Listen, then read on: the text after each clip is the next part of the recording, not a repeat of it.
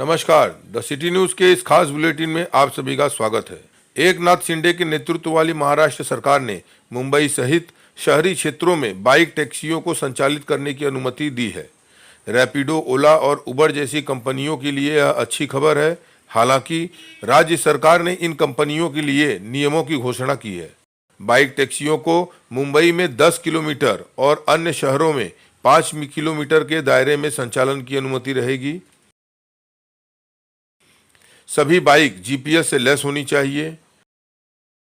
Aggregators के लिए दोपहिया वाहन पायलटों का पंजीकरण और बुनियादी प्रशिक्षण भी अनिवार्य होगा।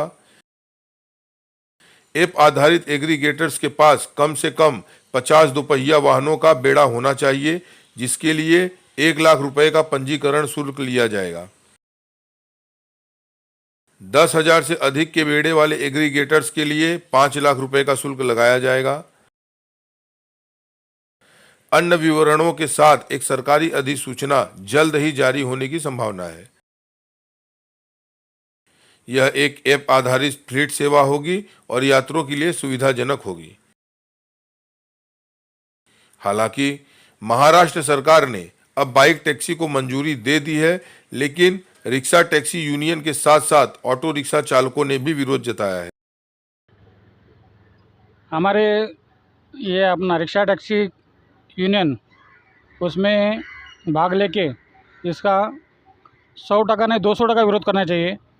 क्यों अभी ये गवर्नमेंट ने निर्णय लिया है कि बाइक टैक्सी के लिए हमने चालू करवाए।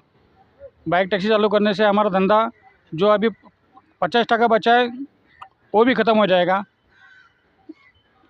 दूसरी बात है कि अपना ओला उबर का जो रेट है वो ओला उबर का रेट रिक्शा से भी कम है। उसमें से 50% धंधा पहले से कम हो गया। बाइक टैक्सी से अपना पूरा ही बंद हो जाएगा। तो हमको जो अपना मुख्यमंत्री ने जो कल्याणकारी मंडल जो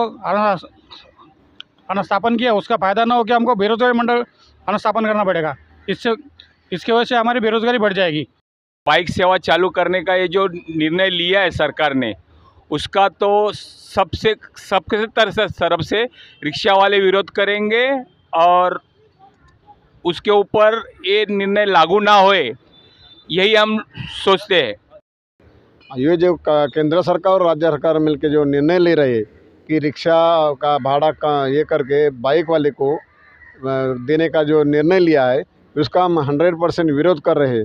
ताकि हमारे पहले से ही उपास मार चालू है। हम इतना 24 घंटा मेहनत करके भी हमको 150 रुपया नहीं छूट रहा है। तो हमारा ये हम सम्माननीय एकनाथ जी शिंदे साहब ने हमारा जो परिवार का और हमारा जो हमारे सब रिक्शा वाले से ये है उनका कल्याणकारी योजना का विचार करके हमारे ऊपर आने वाला उपासमारी का टाइम मेहरबानी करके आगे बढ़ा के वो कैंसिल करें, ताकि हम हमारे परिवार से इस शहर में जी सके। इतना हमारी विनंती केंद्र सरकार को भी है और राज्य सरकार सम्माननीय एकनाथ जी साहब को भी है। सरकार के इस फैसले पर धड़क कामगार यूनियन के संस्थापक अध्यक्ष अभिजीत राणे ने कहा कि सरकार के इस फैसले का हम पुरजोर विरोध करेंगे। सर, हाल ही में केंद्र सरकार ने मोटरसाइकिलों को भी कानूनी तौर पर अनुबंध गाड़ी के तौर पर अनुमति देने की सोच रही है। ऐसे में राज्य सरकार भी इस पे विचार विमर्श कर रही है। ऐसे में यूनियन के नेता होने के नाते आप क्या कहेंगे? निश्चित तौर पर मैं कड़े शब्दों पर इसकी निंदा करता हूँ। हमारी धड़क ऑटो रिक्शा चालक मालक यूनियन इसका पूरे ताकत से विरोध करेगी।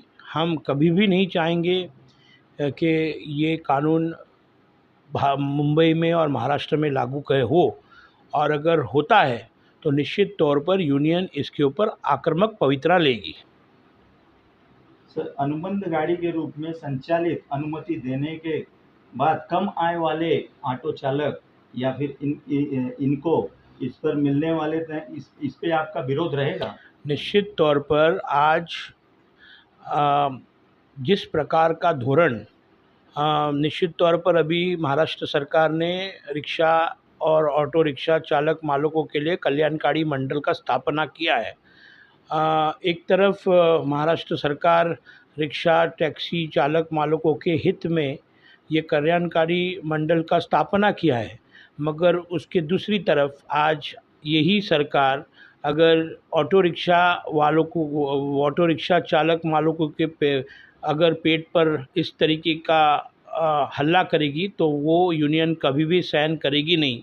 और निश्चित तौर पर मैं धड़क ऑटो रिक्शा चालक मालक यूनियन के तौर पर मैं ये निर्णय के ऊपर पूरे ताकत से हम विरोध दर्शाएंगे। यदि ये राज्य सरकार, ये केंद्र सरकार का फैसला आने के बाद राज्य सरकार ये नियम लागू कर देती है, इस पे आपका क्या कदम है? निश्चित तौर पर हमारी भूमिका आक्रामक होगी।